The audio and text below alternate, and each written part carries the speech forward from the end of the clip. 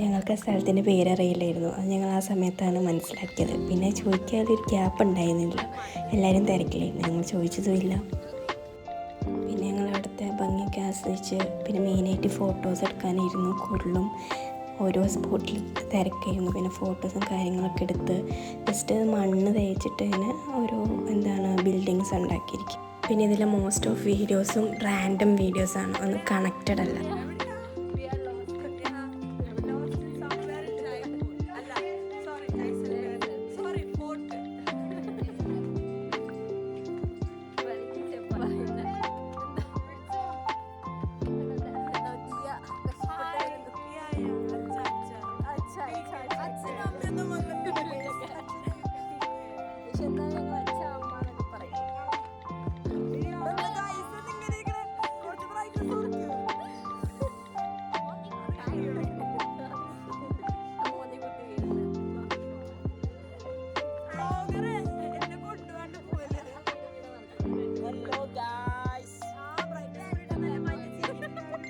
ഇത് പറക്കാനുള്ള ശ്രമമൊന്നുമില്ല ഗൈസ്. അവിടുത്തെ വ്യൂ കണ്ടിട്ട് അവിടെ നിന്ന് ഫോട്ടോ എടുക്കുകയാണ് പറക്കുന്ന തൊട്ട്. അങ്ങനെ ഓരോരുത്തർ ഓരോ പോസും കാര്യങ്ങളൊക്കെ ആയിട്ട് അവിടെ ചെറിയ ചെക്കൻ വന്നതിന് ഫോട്ടോ എടുക്കാൻ വേണ്ടി. അപ്പോൾ ഞങ്ങൾ പറഞ്ഞു ഞങ്ങളില്ല, അതിൻ്റെ ആയിട്ടുള്ള നല്ലൊരു അഫോർഡബിൾ ആയിട്ടുള്ള ഫോണുള്ളതുകൊണ്ട് ഞങ്ങളത് നിർത്തോളാന്ന് പറഞ്ഞിട്ട് അവിടെ ഫോട്ടോയും കാര്യങ്ങളൊക്കെ എടുക്കുമായിരുന്നു. പിന്നെ ഫോട്ടോസ് എടുത്ത് ഞങ്ങൾ അവിടുന്ന് കുറച്ച് ഫോട്ടോസും കാര്യങ്ങളും, മെയിൻ ഫോട്ടോ ആണ് എല്ലായിടത്തും എടുക്കാറ്, ഫോട്ടോസും കാര്യങ്ങളൊക്കെ എടുത്ത്. അതായത് ഇത് ജെയ്സമ്മേലിൻ്റെ മെയിനായിട്ടുള്ള ഫോട്ടോ ആണ്. അപ്പോൾ ഫോട്ടോൻ്റെ ഉള്ളിൽ കൂടെ കുറേ വഴിയും കാര്യങ്ങളും ഉണ്ട്. ഒരു 500 എബോവ് ഫാമിലീസ് അവിടെ നിൽക്കുന്നുണ്ട് എന്നാണ് അവിടുത്തെ ഞങ്ങൾ ഗൈഡ് പറഞ്ഞത്. അപ്പം അത് അവിടെയുള്ള ആൾക്കാരാണ് ഈ ബിസിനസ്സും കാര്യങ്ങളൊക്കെ ചെയ്യുന്നത്. അതേപോലെ ഡ്രസ്സിൻ്റെ ആയാലും അതേപോലെ രാജസ്ഥാനി അവിടുത്തെ മെയിനായിട്ടുള്ള ഡ്രസ്സ്, ബാഗ്, അങ്ങനത്തെ കാര്യങ്ങളൊക്കെ ഇവിടെ ഉള്ളവരാണ് വിൽക്കുന്നത്. അപ്പോൾ ഞങ്ങൾ അവിടെ ചെന്ന് ഓരോ സാധനങ്ങളൊക്കെ ഇങ്ങനെ കണ്ട്. ഞങ്ങളൊന്നും വാങ്ങിയിട്ടുണ്ടായില്ല. ഞങ്ങളുടെ ബാഗിൽ സ്ഥലം ഉണ്ടായില്ല, ഇവിടുന്ന് പോയപ്പം തന്നെ ഓവർലോഡായിരുന്നു. ഇനി അവിടെ നിന്ന് ഒരു സാധനം വാങ്ങിയിട്ട് വെക്കാൻ പോലും സ്ഥലം ഉണ്ടായില്ല. അപ്പോൾ ഞങ്ങൾ അങ്ങനെ ഒന്നും വാങ്ങിയില്ല. ചെറിയ ഇങ്ങനെ ഫ്രിഡ്ജ് മാഗ്നറ്റ് അങ്ങനത്തെ കാര്യങ്ങളൊക്കെ ചെറിയ സാധനങ്ങളൊക്കെ വാങ്ങിയിട്ടുണ്ടായുള്ളൂ. പിന്നെ നോർമലി അവിടെ കുറേ ഭംഗിയുള്ള സാധനങ്ങളുണ്ടായിരുന്നു. നമുക്കിങ്ങനെ ഹോം ഡെക്കോറിനെല്ലാം പറ്റിയൊക്കെ എല്ലാം വാങ്ങണമെന്ന് ആഗ്രഹം ഉണ്ടായിരുന്നു. പക്ഷേ എല്ലാത്തിനും നമ്മളെ ലിമിറ്റഡ് മണിയും പിന്നെ സ്പേസും ഇല്ലാത്തതുകൊണ്ട് ഞങ്ങൾ ഒന്നും വാങ്ങിയുണ്ടായില്ല. എല്ലാവരും അങ്ങനെ കണ്ടു, എല്ലായിടത്തും റേറ്റും കാര്യങ്ങളൊക്കെ ചോദിച്ചു. ഞങ്ങൾ ഇതിൻ്റെ മുന്നേയും കുറേ ഫോട്ടോയും ഇങ്ങനെ പ്ലേസസും വിസിറ്റ് ചെയ്തായിരുന്നു. അപ്പോൾ അവിടുത്തെ റേറ്റ് ഇവിടുത്തെ റേറ്റൊക്കെ വെച്ച് ഞങ്ങൾ കമ്പയർ ചെയ്തു.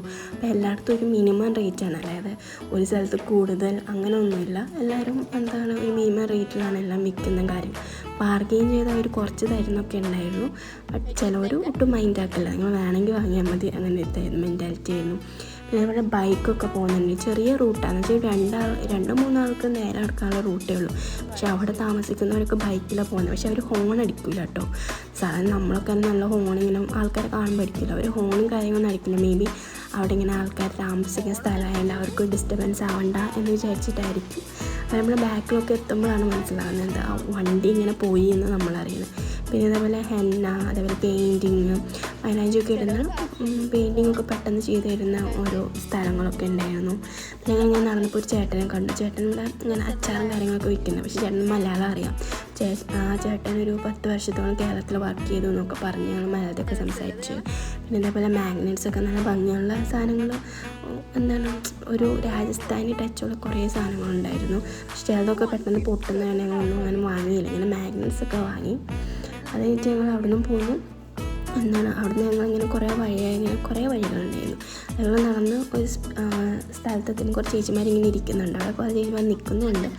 അവൻ്റെ ആൾക്കൊന്നും ഈ സംഭവമാണ്. ഞങ്ങളവിടെ എത്തി നോക്കുകയൊക്കെ ചെയ്തില്ല, ഒരു മൈൻഡാക്കിയൊന്നുമില്ല, എന്താ വേണ്ടിയതെന്നൊന്നും ചോദിച്ചൊന്നുമില്ല. പക്ഷെ അവിടെ നല്ല കളക്ഷനൊക്കെ ഉണ്ടായിരുന്നു. അവർ അതിന് തിരിച്ച് ഞങ്ങളെ കമൻ്റ് ഇരിക്കുക അങ്ങനെ സംഭവങ്ങളൊക്കെ ആയിരുന്നു. വെച്ചാൽ അവൻ്റെ ഭാഷയിൽ ഇങ്ങനെ കുറ്റം പറയൊക്കെ ആയിരിക്കും. അപ്പോൾ ഞങ്ങൾ പെട്ടെന്ന് അവിടെ നിന്ന് പോന്നു.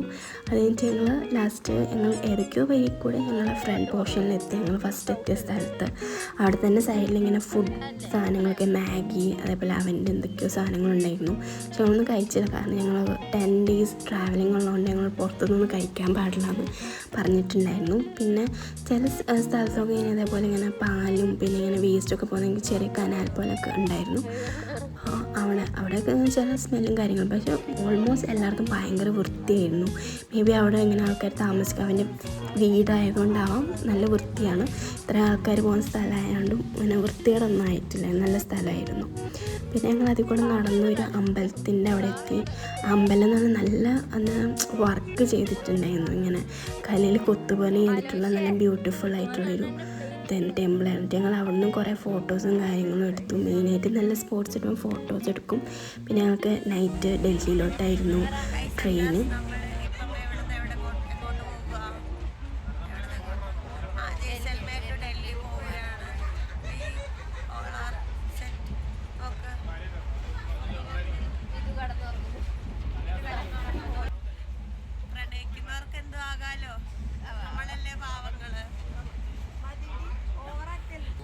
പിന്നെ അതേപോലെ ഞങ്ങൾ മോർണിംഗ് എണീറ്റ് ബംഗാളി കൾച്ചേഴ്സ് അഡോപ്റ്റ് ചെയ്തു. എന്ന് വെച്ചാൽ ഭയങ്കര തണുപ്പായിരുന്നു. ഞങ്ങൾ സ്ലീപ്പറിലാണ് പോയത്.